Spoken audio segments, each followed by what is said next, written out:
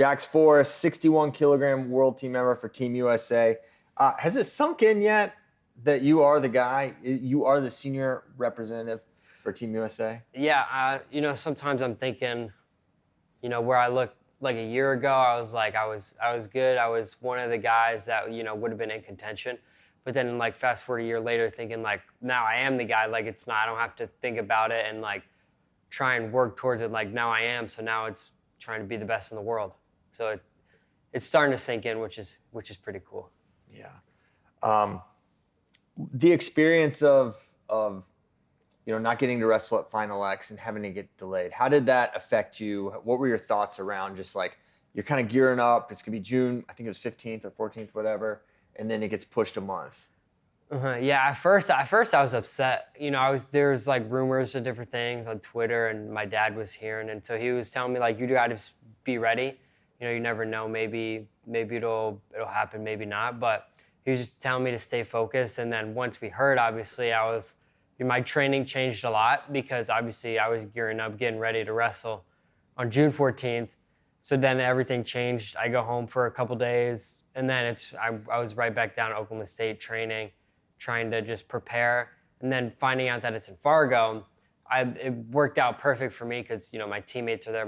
My brother was wrestling, and, a lot of high school kids, that I know were there. So it worked out really well where I could see friends, be in a familiar spot since, I've been there the last couple of years, where for Vito is like 10 years ago probably. But, it worked out perfect, even though when I first heard, I was disappointed and not upset about it. The big sequence in the first match, it's kind of late and you're sort of pressuring in. He ends up on the shot, maybe just trying to hang on. Could you just talk me through that sequence and what you were kind of thinking, how you're able to come out on top? Yeah, I was just like the last 30 seconds, I wasn't thinking anything. I was just thinking I was just trying to score points, and like I didn't think, all right, I need to push out to win on criteria. I need a 4 or a takedown. I was just trying to make something happen. And, for me, I went in a little too early, and then he just grabbed my leg. So I like when people are on my legs. So, there I'm just, all right, now I gotta find a way. And it was funny because like leading up to it, I was having a really hard time with front headlocks and getting spin behinds, and I was getting my elbows caught, getting my feet caught. And so like that was one of the things I was trying to clean up, and that's, ultimately how I won the match, was just a simple go behind. And, we were working a lot of that actually this past week at the OTC. So just keep trying to get better in those positions, because go behinds, you look at, Gable Steveson in the Olympic finals, he won on the go behind. So go behinds are big, and, they're there when you don't expect them. Getting run around, it's a big point of emphasis, not giving up those points. What would you say, that was kind of one thing that sort of separated David as a wrestler, like Yazdani and these guys couldn't run behind him. How much time have you put in, like, prevention there? What have you learned about that position? Yeah, I've tried learning a lot of different stuff. Obviously wrestling Gross, he's really good with grabbing that arm, hooking and rolling. So trying to implement some stuff like that, keeping him in front of me, trying not to get caught in a front headlock. There's a lot of like little positions. And that's one thing I really like about Oklahoma State is, we're not drilling a whole lot of like moves, like you're going out, you're doing this. It's like, all right, here's positions. You can do this, this, and that. Go out, figure out what you like. And, that's good for me the way I wrestle. I like trying to figure things out. So if you put me in a position and let me try and find my way out of it, that's, how I'm finding myself able to grow through there. But, in that position, I know the overseas guys, obviously head pinches, chest wraps, a lot of those stuff I'm going to have to be, aware of that are going to be coming. So working on defending them, not letting them come, and, just scoring all my shots and not getting caught underneath. Well, one thing about your style, and you mentioned it, you like when guys are on your legs. You're really dangerous there. But I've kind of noticed an improved, or maybe more of an emphasis on head hands. How do you kind of meld those two? Like, I'm fine if people are on my legs, I can score there, but in the international game, the best of the best, if you're giving up your legs a lot, it can be disastrous. No, and that's something me and my dad have talked about it a lot, of like it's all right if guys get to your legs, but we don't want guys getting your legs, every time they try. So something I've been working on is like letting them get to my legs, like almost like when I want them to, like, if I'm anticipating a shot so I can try and beat the corner, try and already start sprawling, or anything, but like my thing that I've been working on is not letting them get to my legs when I'm not expecting it. Like it's all right. Like if they get to my legs and I'm expecting it, then I can, defend it, because that pop really isn't there as much. When it's unexpected and they hit me in a position I'm not expecting, that's where, I've found myself in troubles different times. Like the first takedown against Vito was one like I wasn't really expecting it and he got a takedown really easy. So like trying to limit like things like that where, he's getting to my legs almost like when I want him versus when he wants to. Yeah. When people describe your style, everyone talks about kind of your versatility, your fearlessness, and now it's just like one of your great assets, right? Just Jax, you never know what you're gonna do. At what point in your wrestling career did that become like a big part or a big feature of how you compete? Yeah, I always had like the scrambling was always there, but like I was very limited on like my attacks from offense. I mean, I had a good slide by, fireman's, scrambling, but like putting attacks together is something that I've really been working on. And I think that's why I'm, having the success I am. I was always growing up. I mean, I was always a little different with how I wrestled. I never, wanted to win like a 1-0 match, 2-1. Like I liked trying to score points. So it's just trying to like connect all the dots and, put that picture together with shooting, with slide bys, firemen's, defense, scrambling. And that's something, I'm getting a lot better at it, but there's still, I want to be able to score more ways. And that's something that, there's improvements, but, I know there's more improvements to be made. What do you know about your field, the guys you'll be competing against? Well, I just saw one of the guys, Hartunian, that, I was, looking forward to wrestle, trying to figure out styles. I saw he's going down. So that's something that, it's kind of surprising.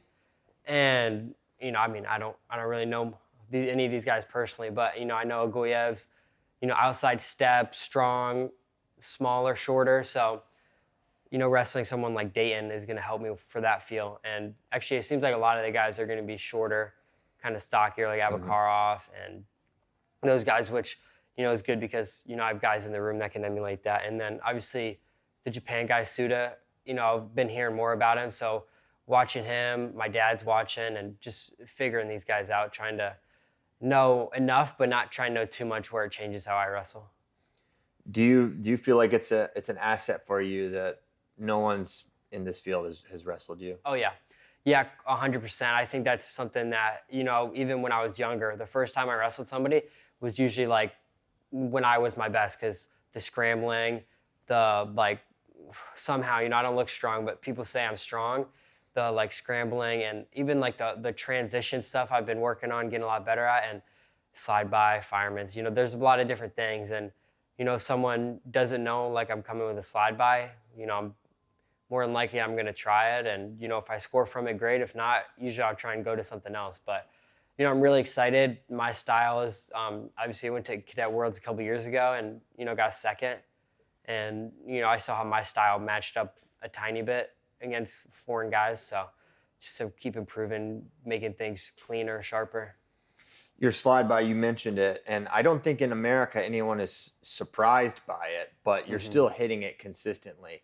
Is a big feature of your slide by that people feel like they're good and they're in a position where it's not possible, or what is it that you're able to consistently hit this move? I think sometimes it just catches people off guard, and it's like you're going inside, which, is a normal feeling. Even someone had a slide by like me, I go inside without even thinking, and, people try slide bys on me or duck unders or things like that. And, it's like you going for a second, and if I feel it, I'm going to go with it. So it's like I'm able to get it sometimes. Other times people are able to escape from it. So it's one of those things, it is hard to game plan against because nobody really has that feel. When I was talking to Coach Lee Roper, he was saying like these foreign guys, like none of them really, they could watch it, they can see it, but the feel is so different, and you're not really going to be able to get to emulate that feel from like someone that you're training with. It's different, and I think that's hard to stop about it. But also, again, some guys, it's hard to get it. Someone like Vito. Vito obviously knew it was coming and did a really good job trying to stop it. So I wasn't really able to I didn't even like try my slide by. So then I have to, go to different offenses, and that's where I'm finding a lot of success where I can't get that slide by. It's like, all right, now I'm going to go to plan B, C, and so forth. Yeah.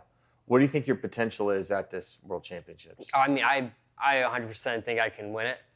Obviously, I know, if Vito is going, he'd be one of the favorites. So in my mind, I can go and I can beat these guys. I haven't wrestled any of them, so I think that's an advantage for me. And I know obviously Japan guys, he's really good and it's his first time going. So I'm sure he's hungry for it. But, I know Goyev's gone and won Worlds. Abakarov's won. These other guys have medaled. I haven't. So I know I'm young. I'm hungry. My body is, I'm still growing, still getting bigger. And so I'm going to be, over the month, I truly believe no one is going to be able to get more better, jump as many levels, fix positions than me. So I think with my age, and I think it's, some people can look at it as, the experience is a disadvantage where, I think with the people I have in my corner, with David, with Coach Lee, with Dayton, with Zoe, these guys, I mean, the experience it's going to be already in my head. And so I think my age is actually going to help me where I can recover faster. I can work out more. My weight's not a problem. I'm not a big 61. So I just think it's going to come together. I just obviously got to perform. Yeah. You look kind of big. I know, it's surprising. So before I wrestled Vito, I was walking around like upper 40s. But like since I wrestled him, like at the OTC, I was like 142 this past week, which is, OTC food's good. It's, unlimited. So I was getting double plates for like every meal, and I was pretty light. So, it's something the weight will come off, obviously. I have good people around me that are gonna be helping me, which is good because I don't like cutting weight. Yeah. Have you thought much about like your weight trajectory?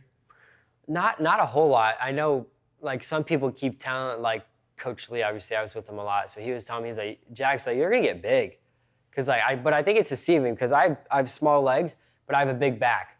So like I was like doing pull-ups with like my shirt off or something. So you just see my back doing pull-ups, you're like, you're gonna get big. I have size 10 shoe. So I have bigger feet than, guys my weight. So it's like, you think I'm gonna get big, but it's like, I'm not a very big 61, and I don't know. It's hard to say. How much, or maybe put it this way, like who's the one guy overseas that you're like most looking forward to wrestle? Well, that's a good one. Probably a Goyev. Honestly, I think my matchup is actually really good against him because Sam Herring, like one of my best friends back home, like surprisingly or not, he wrestles like so similar to him. It's like with the outside step, with the head pinch, with the gut, like their best moves are like the same. So like I have a lot of practice against those guys. Obviously, Goyev's 5 foot, so he's really short. He's short. He's gonna be strong. He's gonna be powerful. But wrestling, looking back, like some of those short guys, like a Tomasello or something, like I've done really good against those guys. So but obviously he's really good. So it's not gonna be an easy match. But I'm excited for that one. Obviously, Olympic champion. It's gonna be fun. Yeah. Is it odd at all, or what's it like going from, when Nagoyev won the Olympics, you were, I don't know, a freshman or younger in high school? Yeah, I would have been in 21. I would have been still in middle school, living in North Carolina. And I actually remember like getting up with my dad and watching, it was like early in the morning, obviously, because it was in Tokyo. And it was Ogoyev and Gilman when their match, which was like crazy at the end. And like after that happened, like me and my dad, we just like shut the computer and went back to bed. Like it was sad. It was frustrating, but he's really good. He's in his 30s, I think, which is a lot older than me, but yeah. Calling us old. Tyler. How old do you think Christian is? Oh, 38. Way older. No, 40. 40? Yeah. Big 4-0. My dad just hit 50, so he's really. Oh yeah. Howard. And he still got it. Yeah. He still got it. Oh yeah. When we were on vacation, actually, we went to Carolina Beach, and we know a club down there, and so we went in there. I was wrestling with my brother. My brother's he's a lot smaller, so I went a little too hard and like hurt his knee or something a little bit. And then so my dad's like, all right, I'm in. So then me and my dad were wrestling on vacation, and it was cool. Can he still get you? Sometimes he has a better chance in folk style on top. Okay. Because he's 6 foot, 190, so like he just started squeezing, and I'm like, I don't know what to do.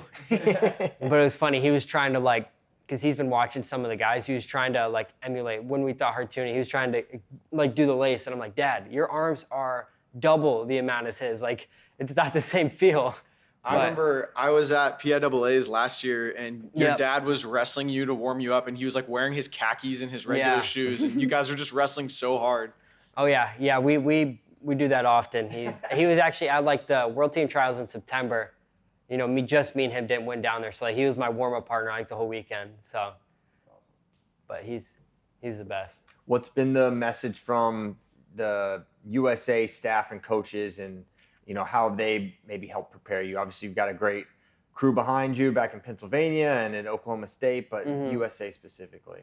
I mean, they're just telling me like they're trying to, because obviously this is my first time like working with them, so they're trying to like figure out me, what I like, how do I compete, like all like the mental stuff, like the physical stuff, is going to be taken care of, and if I'm good enough to win, I'm good enough to win, but it's the mental stuff that's arguably more important because it's 2 days out of all the work I've been doing for a while. So they're just helping me figure out, what I like to do, sleep, and then obviously I'm an exciting wrestler, so they're telling me like find my positions and wrestle through them. Don't try and wrestle, Nagoya style. I don't want to get into a power match with him because obviously, that's going to benefit him. I don't want to get into like a speed match almost with Suda because obviously, Japan, they work on that a lot. So it's like trying to bring them to wrestle my style, get them off their game a little bit, and that's where I can really take over. And then obviously the moves, we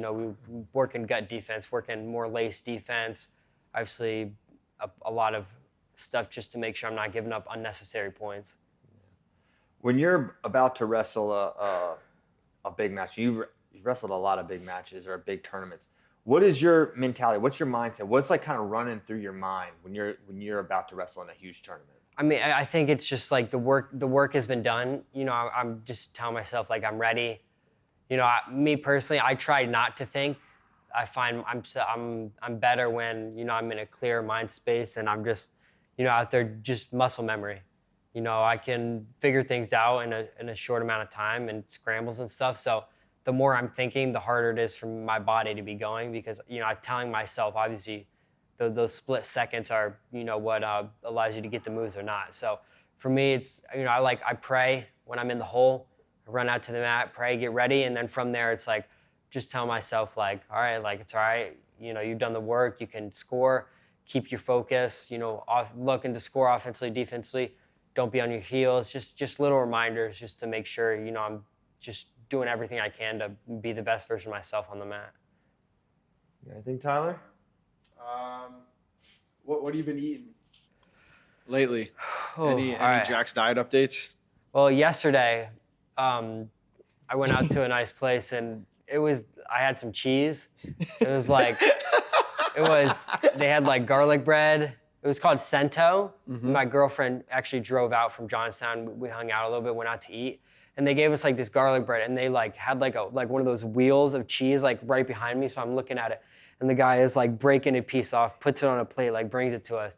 And I ate it and oh my gosh, like it was the best thing I've had in a while. Okay, good to know. I just enjoy hearing about your diet. Oh yeah, no, but it's been good. I had let's see, what else did I have yesterday? I didn't eat a whole lot yesterday, but like at the OTC, obviously, I was getting steak, I was getting chicken, rice, potatoes, and Ice cream? Oh yeah, the 7-Eleven is like across the street. Oh, yeah. So Ben & Jerry's is expensive there. It was like $8, but I got 2 of them. So. Dang tariffs. Hey, what have you done any research on the Croatian ice cream scene? I actually haven't. I actually looked up because I know like McDonald's, like they have different menu items like around the world. So I was trying to find some, but it didn't impress me too much. But I'm excited. That's great, man. Do you have anything else before we let you go, Jax? Nah, I'm all good. Thanks, man. Appreciate your All right, time. yes, sir.